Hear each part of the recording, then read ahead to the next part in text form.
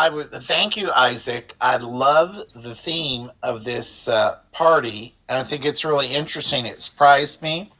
So, as you can tell, I'm a native English speaker, Yeah.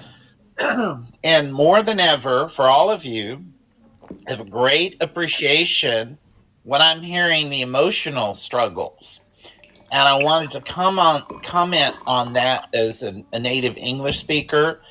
I, in the American school system, started at 13. They put me in Spanish, no native speakers. I started French at 16, no native speakers. But I loved languages, and like Anastasia, it was before all of the cyber world accessibility and all. I did not have native speakers until I hit university level, and I really love them. So I went ahead to get a master's degree in Spanish and French.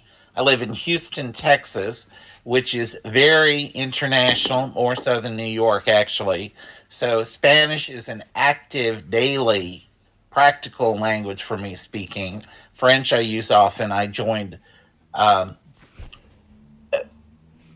Tandem to practice my Italian.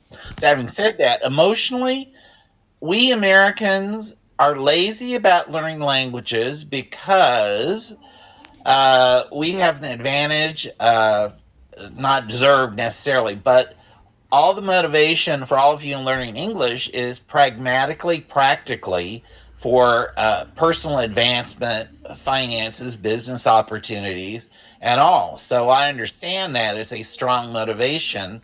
And again, admire all of you for all the efforts when it has not been easy. On the other hand, for me as an American, there wasn't that push or tension related to I have to learn another language, whichever one, and I'm not in a aggressive business environment.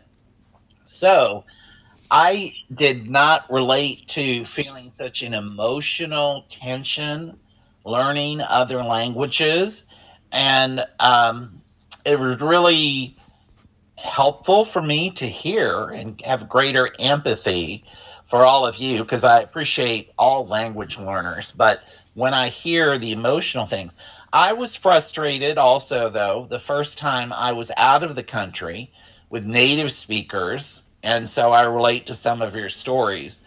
But it wasn't as intense for me because, on some level, psychologically, as a English speaker, in the back of my head is, oh, but probably they'll speak some English or something, and so I didn't feel that tension and emotional drive that you have. Also, what was helpful for me that I didn't feel it as emotionally stressful was I had the good fortune of when I was speaking to Spanish speakers, French speakers, etc., they were very helpful and accommodating. So that also helped with me feeling more comfortable. So through the years and having traveled more, so learning, going from textbook, I have a master's degree, so I was supposed to be able to teach, but my first job was international banking. I didn't know banking Spanish. There's subgroups too.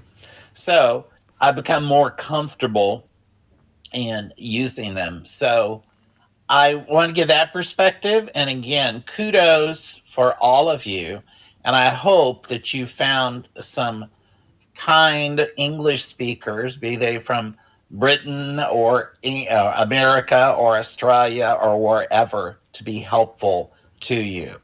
So that's what I wanted to add. And thank you, Isaac. And want to encourage you all. Excellent. Thank you, Michael. Your perspective is highly, highly respected. As a native speaker, to hear your side and how kind of you see things, that is very helpful. Thank you for sharing that with us.